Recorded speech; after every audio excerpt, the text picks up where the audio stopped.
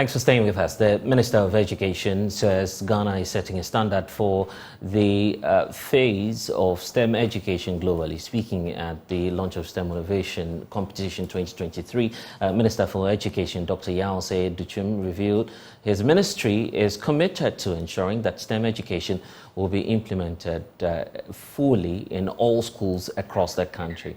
And of course, we've been tracking that event that transpired today for you, and it's the reason for which we're bringing two amazing persons into studio to have a conversation about STEM innovation and also what that will be bringing on board into the education sector. Let me introduce to you Aaron Chum Akwaba, who's the Director of Strategy, Innovation at the Ministry of Education, and we also do have Nana Afra-Sika Mensah, who's the Deputy Coordinator, National Free SHS Secretary. Thank you, gentlemen and lady, for joining us. It's a good time to be having a conversation, first off, about the free education and enhancing it with STEM. But now let's start off with STEM innovation. I'm sure that that's what you are all wearing today. Yes. A lot of people have seen the brand but don't know the idea around it. What's STEM innovation, by the way? Okay. You're deferring to the ladies first. Okay. Science, technology, engineering, and mathematics, and then innovation. Yes. So we double a STEM innovation. Yeah. It's simply a STEM competition among senior high schools, senior high technical, and then TVET schools across the country. Right. Yeah, so last year, we gave them 3 themes to work on it. We gave them solar for socioeconomic development, recycling for socioeconomic development, and then coding and programming for socio-economic development of Ghana. So basically, STEM innovation is just a STEM competition among high school. Is this going to take the form of some of the quiz competitions that we have running? Is that how you intend to run this? What approach are you giving to it? All right, okay. So we give them 3 things. So the theme for this year is future-proofing for socio-economic development in Ghana through STEM education. So under these main themes, we have 3 sub-themes. Okay. That is urban gardening, clean water, and then electricity. So these are the themes we've given out to the students for them to develop a project of them. Not just a project, but when you are developing that project should be able to solve an issue within your community or the society. If the question comes up as to why this is essential for the education sector, why should this be? I'll try to answer it succinctly. It's essential because it's what's happening in the 21st century. I have no problems with quizzes in Ghana or anywhere else in the world, but we have to move through and beyond the quiz to do. We've been checking what students know for so long that we forgot to talk about what they can do and what they can create. And so that is why we need this. We need STEM innovation because it matches with the minister's STEM push and with our new push to having 21st century skills within our schools. So students are learning presentation skills because you have to present these things through Zoom in the first 2 rounds, even before you get to the final round. So you have to present. You also have to do teamwork. You're going to be in a team of 3 to 5 young people. You also have to learn how to listen. You have a coach that is going to be coaching you as a teacher to support you through the process. And you're going to have to learn experimentation and innovation and creativity. There isn't another quiz or challenge within the public sphere in Ghana today that does that. Okay, are you running this for all schools? Every single solitary second cycle school in the country. Whether public or private? They're all public. Okay. So we're doing this through the free SHS program. And so doing it through our free SHS, we are starting through our public schools. It's public secondary schools, so meaning that if you are a TVET institution, you are a part. If you are secondary technical, you're a part. If you are our traditional grammar schools, you're a part. So nearly the 1,000 public second cycle schools in this country should all be a part of this. How do you intend to bridge the gap of equipping some of the students? Are you giving them the same sets of tools that they would need for the presentations and all that? Because some will accuse you of being biased and not being fair to all of them. Yes. It's a locally made. You are using your local materials to develop the projects. So it's not that we will give you a project for you to, we give you the materials for you to develop a project on it. Because you know that will come up. Some will say. So, and it's actually, we really want to use evidence, right? So when we have our conversations, we don't want to say that we hope and we think. Let's use evidence from last year. The evidence from last year is that the 97 institutions that came along, there was a huge amount of them that were TVET schools, that were Category C schools. There were schools that you would traditionally not see in quizzes, traditionally feel as if they were not schools that would be academically strong or even financially capable. But remember, this is about innovation. So it's what you can do or what you have. So let's use a school like Rara, right? I didn't even know Rara was a place in this country. I had to look it up on the map. So we find out that Rara, who ends up placing second, the young people there were able to make solar panels and things of that nature that are being used in the community today. So usually they'll say, well, you didn't give them anything.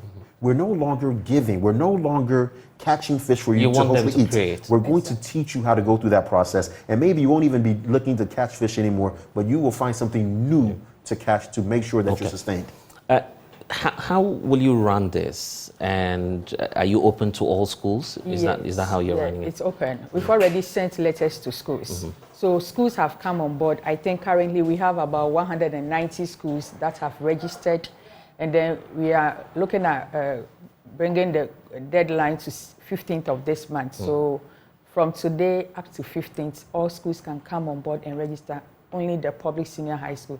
Looking at the investments we are pumping into the free senior high so school. they first of all have to register? Yes. Okay. So we've sent a link to them, so they will register through the link. So if you have any challenge, we have our contact and everything over there. You contact us and then we will help you. And registration is free. I really want to make sure we know that that's So you're not paying, no one is paying? No, you're not paying to play in this process at all. Okay. How would this, practically speaking, feed into improving, first of all, the education sector and the policy that we're running, the free senior high school policy? You know, our education, initially it was just theoretical aspect that we were dealing with. So we wanted to do away with the theory. That is, you chew, pour, pass, and then at the end of the day, you forget.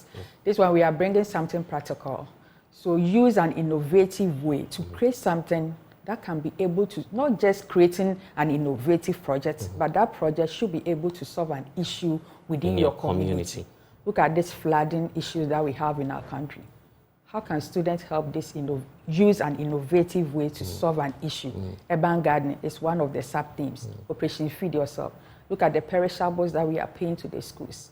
Can they do something like urban gardening just to at least feed themselves within the schools or even the society that we have? You can buy a tuber of yam for like 5 cedis when you go to the north. But when you get down here, you may get it for like 15 cedis or 20 cedis.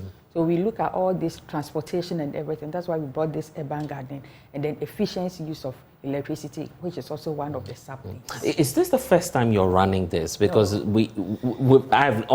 never heard of STEM innovation. We were doing it. This is year 2. We did a lot of the media blitz for this last year also. But it's a fair thing to say that sometimes we just have to do even more communication. We have to over communicate because I think. No, but it's fair if this is the second. It's year 2, and anytime that we have projects like this, we're going to consistently over communicate. So the average Ghanaian knows exactly what we're doing. Because you asked the question about where is this going to lead to, and there's a lot of tangible things that Nana was able to mention, but the intangible is confidence. We want our young people to believe that they can solve their own problems. We are very, very tired, and not we, just myself and the ministry, but we as Ghanaians are probably very tired of hearing "Oban Beyamame." We don't want that to be the mantra for our youth, our children who are 20 years and younger. We want this next generation to say, I'm going to do it myself. I can do it myself, and I have the skills to do it. And then we saw the minister do some prelude, the STEM drive and a number of activities leading to this.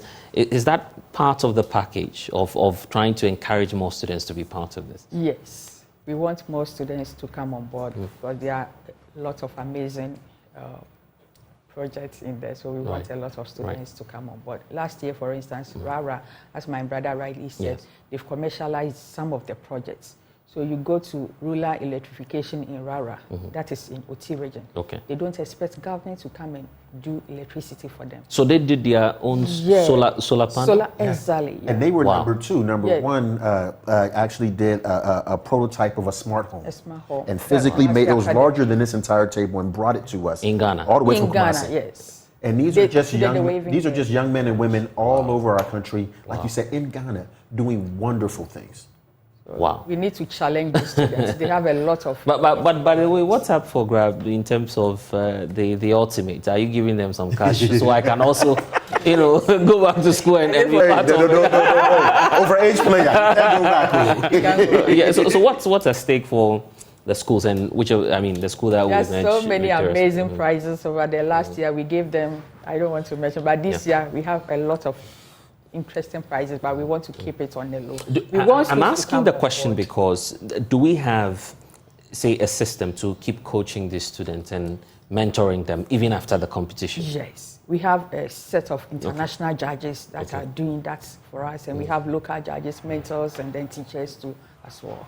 I see. We're wrapping up. Any final message for our viewers? The schools, many of the headmasters are watching us now. They'll start calling. Yeah, exactly. That's what I want to say. If you are a public second cycle institution in the Republic of Ghana and you have not applied for STEM Innovation, find us on Instagram, Twitter, and the rest. It's just Facebook. And Facebook. We're on all of the social medias. Please register, become a part of this, and you can even register multiple projects per school, meaning if you want to do a team for each of the 3 topics, that would be wonderful. We want to be inundated with these things. Also, if you are private industry, we've been looking out for you all, and we're looking to you to become partners. This is not us begging for anything, but it's us to have a strong partnership, because what we want to do is create the skilled workers for your future business. Right. And that's why it's STEM innovation, right? Exactly. STEM and innovation. And innovation. And so you need to be a part of this. If you want to support, obviously, you can just reach out to the team at the Education Ministry. They will definitely be happy to work with you.